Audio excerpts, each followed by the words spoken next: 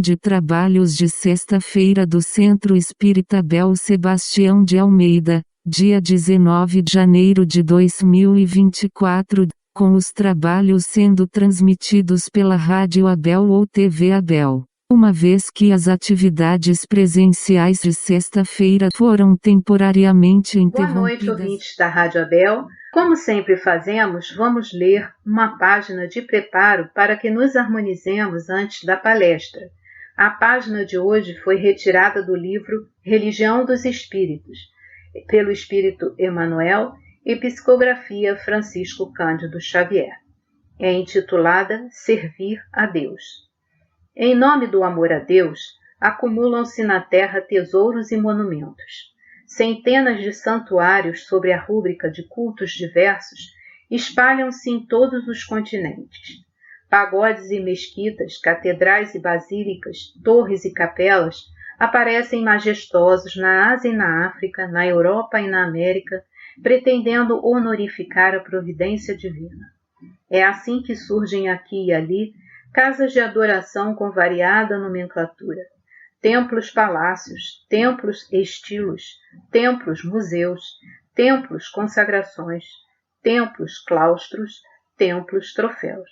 Os altares para os ofícios religiosos que os hebreus da antiguidade remota situavam em mesas de pedra no alto dos montes são hoje relicários suntuosos faiscantes de pedraria.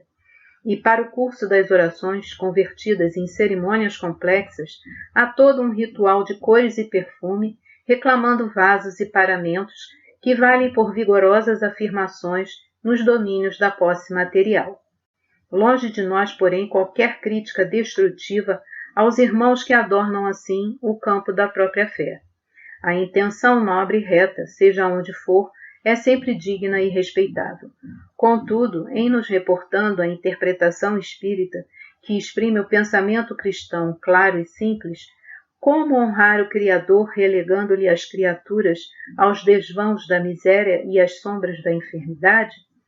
Que dizer da instância em que os filhos felizes, a pretexto de homenagear a munificência paterna, fingem desconhecer a presença dos próprios irmãos mais fracos e mais humildes, extorquindo-lhes o direito da herança? Como glorificar o Todo-Compassivo, inscrevendo-lhe o nome bendito em tábuas de ouro e prata junto daqueles que se cobrem de andrajos e soluçam de fome? Lembremo-nos de Jesus, o expoente maior da maior lealdade ao Senhor Supremo. Anjo entre os anjos, desce ao mundo num leito rude de estrebaria. Engenheiro de excelsas rotas, pisa a lama terrestre em louvor do bem. Puro entre os puros, é a esperança dos pecadores.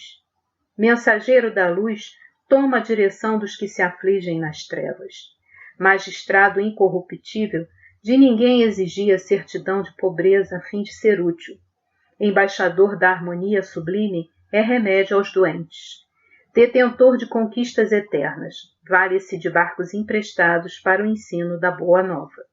Justo dos justos, deixa-se crucificar entre malfeitores para engrandecer entre os homens o poder do perdão e a força da humildade. Cultiva, pois, tua fé conforme os ditames do coração, mas não te esqueças de que, no fundo da consciência, ajudar com desinteresse e instruir sem afetação é a única maneira, a mais justa e a mais alta, de servirmos ao nosso Pai. Uma ótima palestra a todos.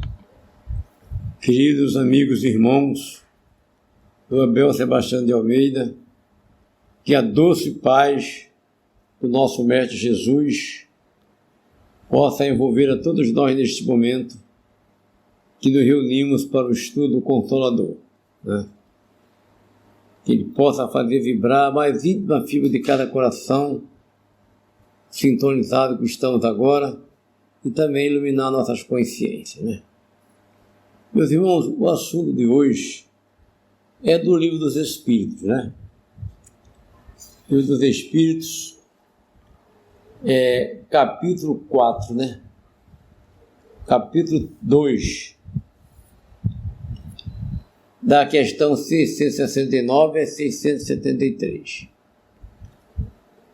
Aqui Kardec faz um estudo sobre o sacrifício, né? Essa prática tão antiga e que ainda encontramos algumas nódoas delas até hoje. Aí vemos aqui Kardec perguntando aos espíritos, né, sobre essa questão dos sacrifícios. Pergunta Kardec: o uso de sacrifício humano remonta à mais alta antiguidade, como o homem pode ser levado a crer que semelhante coisas pudesse ser agradável a Deus? Responderam os espíritos: primeiro, porque eles não compreendiam Deus como sendo a fonte de bondade. Entre os povos primitivos, a matéria vence o espírito. Eles se abandonam ao instinto da brutalidade. E é por isso que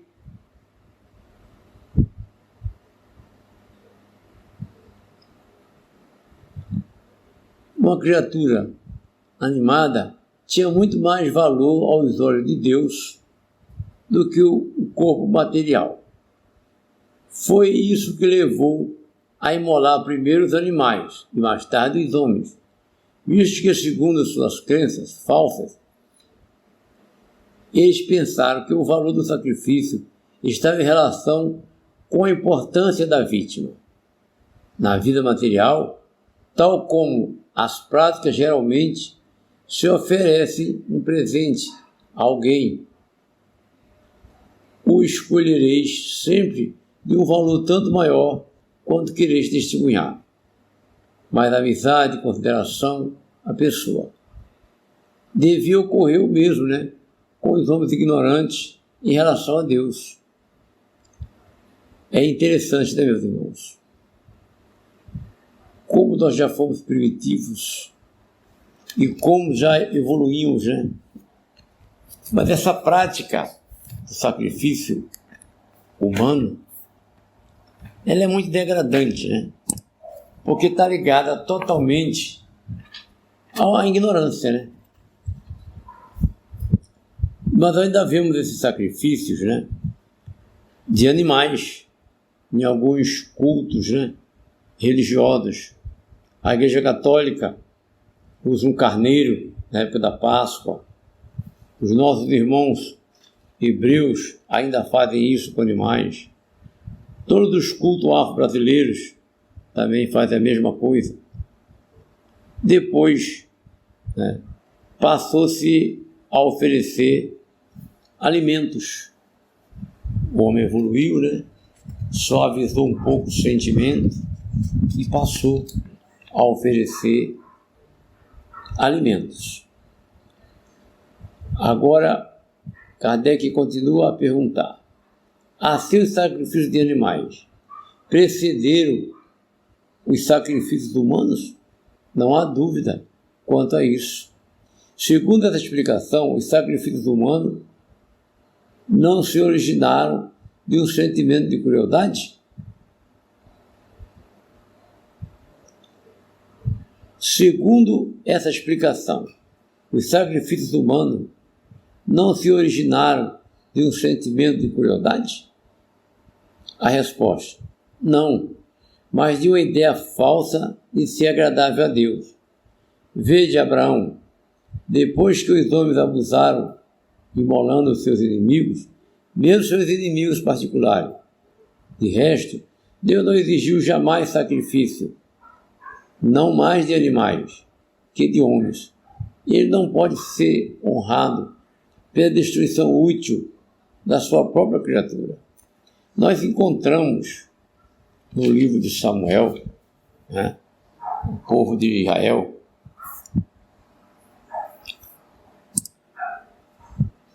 quando o povo de Israel deixou o Egito, eles, caminhando pelo deserto em busca da terra prometida, teriam que passar pela terra dos amalequitas. E os amalequitas, com medo, né, não deixaram eles passar. Deram uma volta grande. 40 anos depois, quando eles se fixaram na Palestina, o profeta era Samuel. E Samuel pediu a Saulo, que era o atual primeiro rei de Israel, que eles se vingassem dessa atitude que os amalequitas tinham tido e não deixar eles passar. Olha, 40 anos depois, guardavam o ressentimento, né? Para a gente imaginar como já fomos primitivos, né? E aí, eles foram lá no arraial, tinha que matar todo mundo e meter fogo. Eles foram, né? E mataram todas as crianças, adultos, só trouxeram as mulheres jovens e bonitas. E também trouxeram todo o gado, né? Ovelhas, vacas, cabras. E Samuel veio visitar o arraial e ouviu o mugir dos animais e perguntou o que era aquilo. E Saul falou que era de melhor que tinha lá, que eles tinham trazido para oferecer ao Senhor em sacrifício do templo. E Samuel falou com eles: não, eu mandei matar todo mundo e queimar tudo. Só que eles trouxeram o rei Agaque, né? Prenderam o rei. Aí Samuel, no ímpeto de fúria, pegou o rei, levou para a porta do templo, oferecendo ao Senhor, e esquartejou o rei dos amalequitas.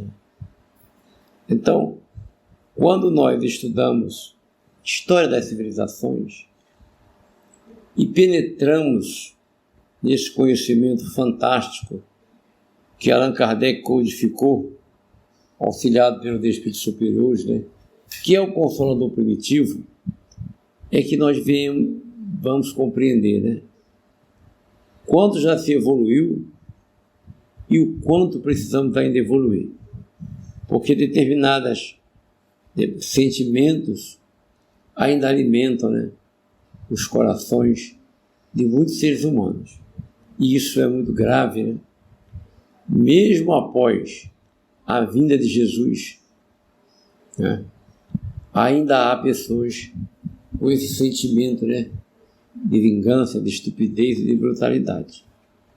A questão 670. Os sacrifícios humanos feitos com uma intenção piedosa foram alguma vez agradáveis a Deus? Respondeu o Espírito para Kardec: não, jamais.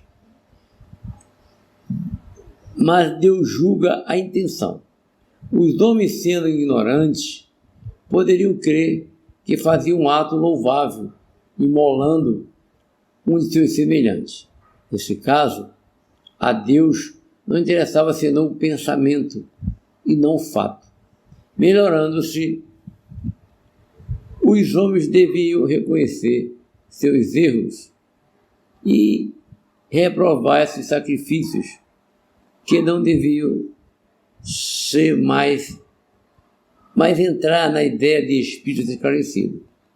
Eu digo esclarecido porque os espíritos estavam então envolvidos por um véu material, mas pelo livre-arbítrio eles poderiam ter uma percepção da sua origem e do seu fim.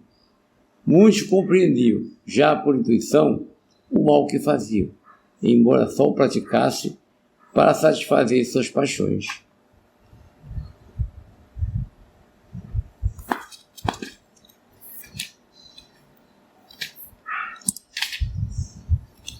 Eu lembro-me, né, de Jesus esclarecendo-nos sobre os sacrifícios, né? Me impressiona muito a grandeza, a capacidade e a sublimidade de Jesus, né? Jesus, junto ao casal Filácio, via as criaturas trazer suas oferendas, que na época, né, eram animais pequenos e alimentos. Aí vai Jesus ao encontro do sentimento, do coração, a despertar as criaturas para as verdades espirituais que são eternas. E ele disse assim: olha, quando você vier trazer um sacrifício aqui no templo, antes de oferecer a Deus, faça uma reflexão. Mergulhe dentro de si e veja se você tem alguma coisa contra alguém, se você magoou alguém.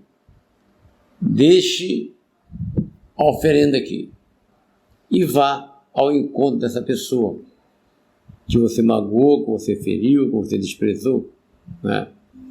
E se desculpe com ela. Repare os seus erros. Só assim Deus poderá receber o seu sacrifício, porque Deus não pode receber alguma coisa de alguém se esse alguém tem alguma coisa contra o seu semelhante, que é filho de Deus quanto você. Então vocês vejam a mudança, né, da mentalidade humana. E tá, meus irmãos, no Evangelho de Jesus, essa maravilha, né? O convite despertando as consciências, né, para a ideia de um Deus justo, amoroso e bondoso. A questão 671. Questão 671.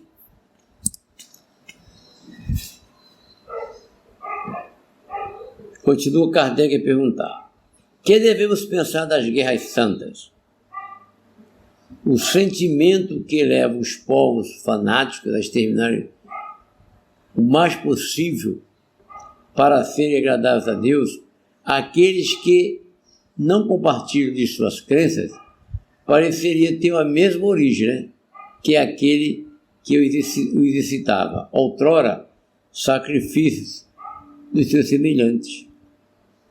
Desculpem, eu vou reformular a pergunta. Que devemos pensar das guerras santas? O sentimento que leva os povos fanáticos a exterminarem o mais possível para ser agradável a Deus, aqueles que não compartilham de suas crenças, pareceria ter a mesma origem que aquele que o exercitava noutrora ao sacrifício de seus semelhantes? Responderam os espíritos: eles estão possuídos pelos maus espíritos, né?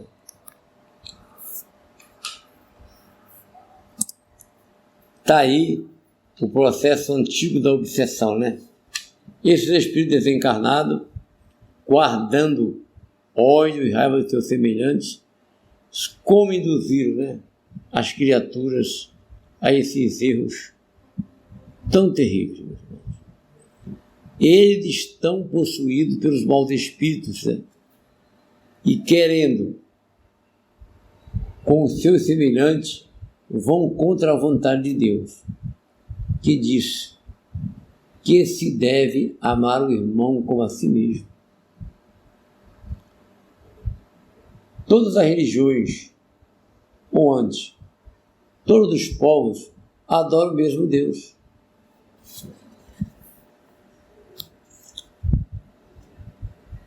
Enviado por ele, sobretudo, quando não viram, e de Jesus, né? Aos olhos de Deus e de Jesus.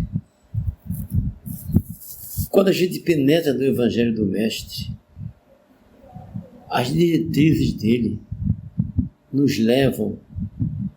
Outro dia, eu perguntei aos colegas meus de trabalho, a maioria dita evangélica, qual era o sacrifício mais agradável a Deus e o que é que as pessoas precisavam fazer para ganhar a vida eterna, para ser salvos. Não tinham noção. Um dizia que era dobrar os joelhos, outros diziam que era dar dízimo, outro dizia que era não faltar à igreja. Eu falei, mas o que é que Jesus falou? O que é que Jesus disse que nós precisaríamos fazer para ganhar a vida eterna? Aí eu fui lá em Mateus 25, até o versículo 31, e Jesus contando aquela parábola, né? Quando perguntaram essas questões a ele. E ele disse, né? Aqueles que socorreram ele quando ele estava preso, que alimentaram quando ele estava com fome, que o vestiram quando ele estava nu, que cuidaram da sua saúde quando ele estava doente. E aí os interpeladores falaram: quando foi que nós tivemos nessa situação? Disse Jesus: quando fizesse isso a um desses pequeninos. Olha que coisa linda.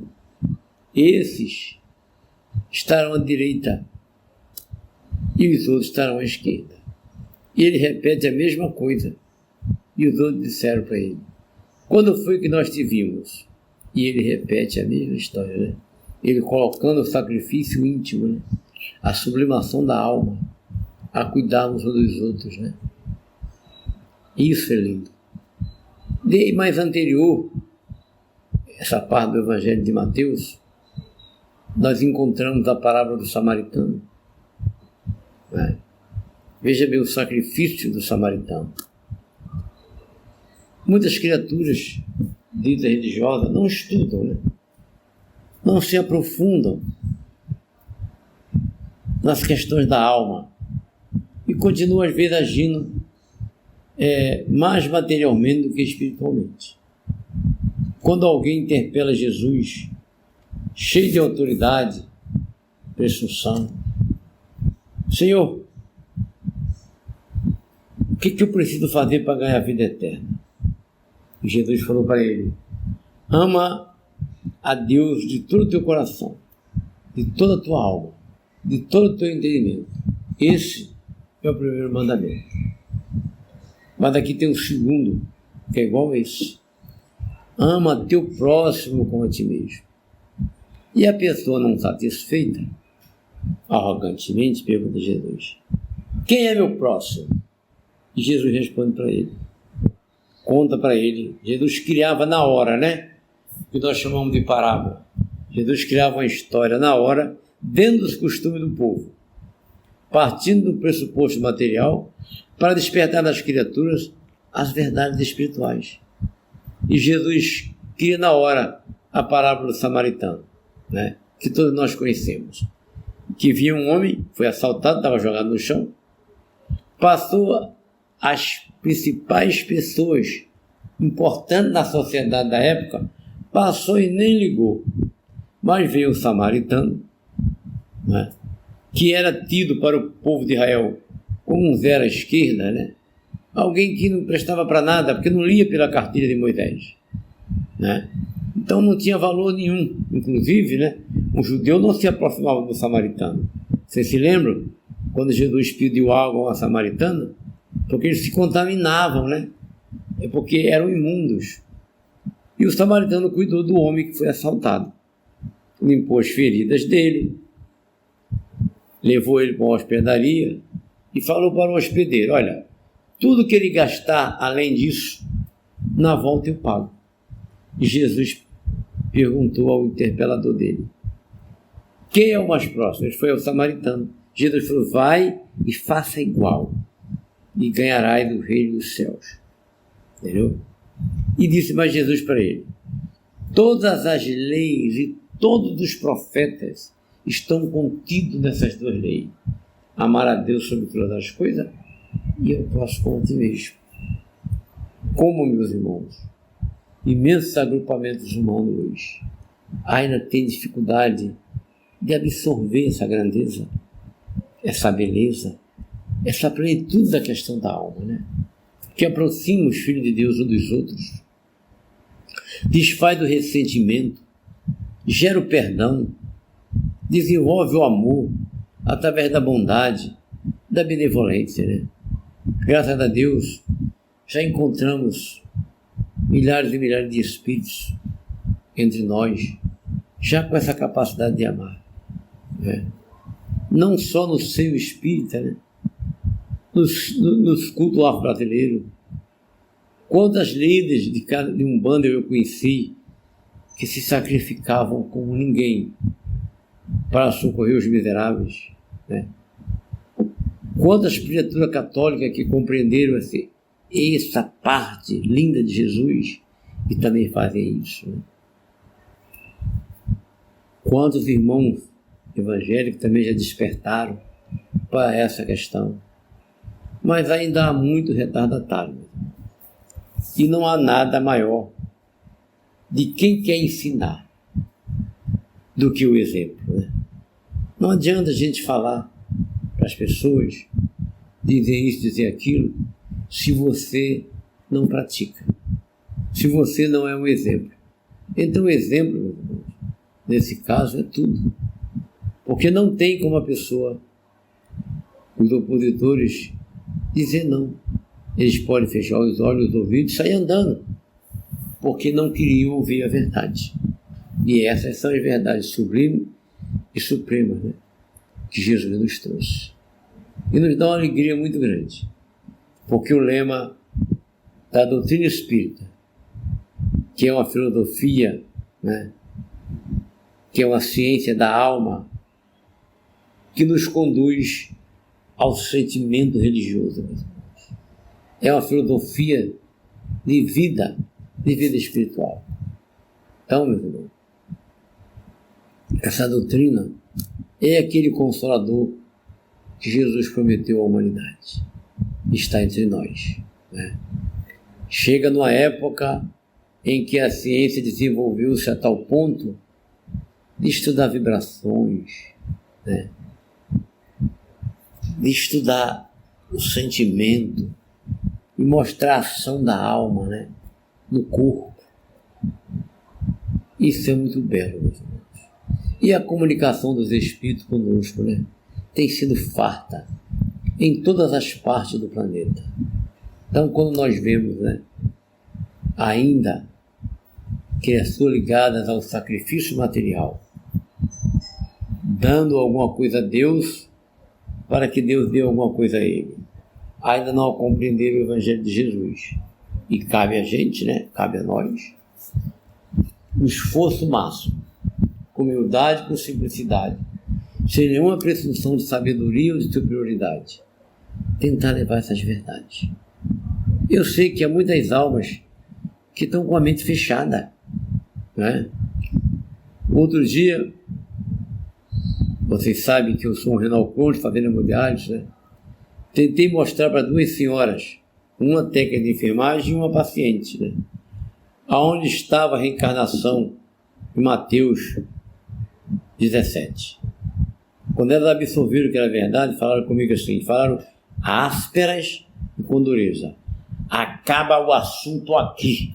Falei, então vocês não querem conhecer a verdade. E também me calei. Na almas, né, com esse tipo de sentimento, que nós devemos ter carinho, respeito, né, e temos atitude. E quero, observando nossa atitude, saber que nós estamos no caminho certo, né, que essas são as verdades.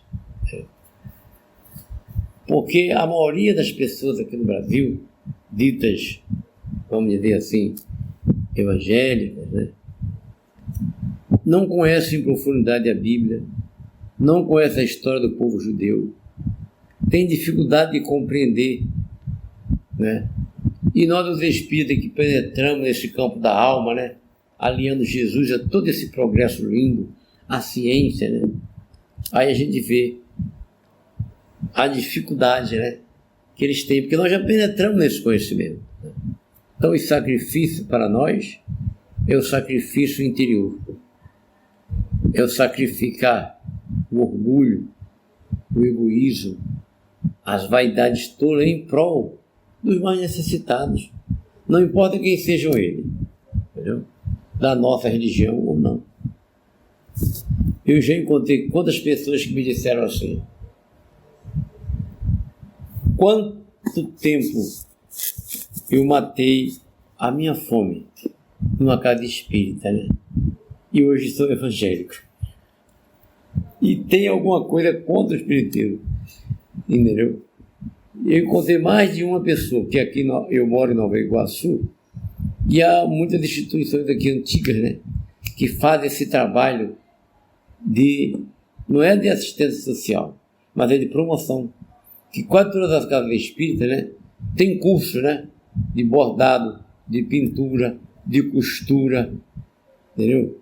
Tem curso de cozinha, preparando, dando profissão às pessoas para que elas possam, né, sobreviver com o seu trabalho. Então, a assistência, o assistencialismo, né, é coisa do passado, né? Deve ser um trabalho que tire a pessoa da inércia, que ele passe a sobreviver, né? Não é assistencialismo mas promoção social. Você está promovendo essa criatura. Temos o Joana de Anjos, né? Ali no bairro entre Queimado e Engenheiro Pedreiro. Olha, é a melhor escola da região, sendo uma escola espírita, né? Já foi constatado pelo MEC, né? A melhor escola da região. A maioria dos trabalhadores são voluntários, né? E além do trabalho da educação, a divulgação e estudo da doutrina, né? Há a educação formal, né? Para preparar homens esclarecidos, né? Para que eles tenham conhecimento a ponto de melhorar as suas vidas materiais.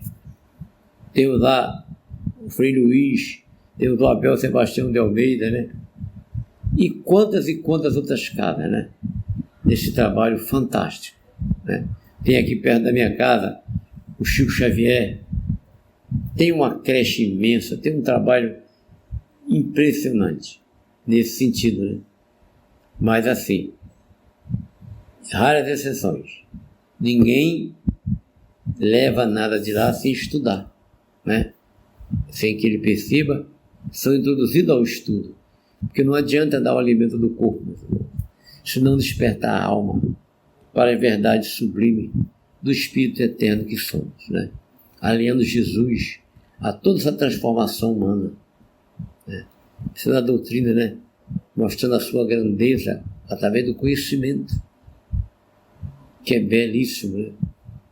Eu fiz a vida como médico, fazendo hemodiálise. Ele era adventista.